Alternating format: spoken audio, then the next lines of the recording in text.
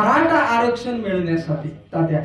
माननीय संघर्ष योद्धा मनोज दादा जरांगे पाटलांनी मराठ्यांना आरक्षण मिळावा ऐका म्हणून स्वतःच्या देहाला कष्ट झिजवले ऐका उपोषण केलं आमरण उपोषण केलं अरे लोक सणासुदीला घरात पुरणाच्या पोळ्या खाल्ल्या रे लोकांनी तूप लावू लावू कढी पिऊ पिऊ तात्या पण दादांची आठवण आली नाही मला तुम्हाला सांगायचंय दादा त्या माणसानं त्या आझाद मैदानावर जाऊन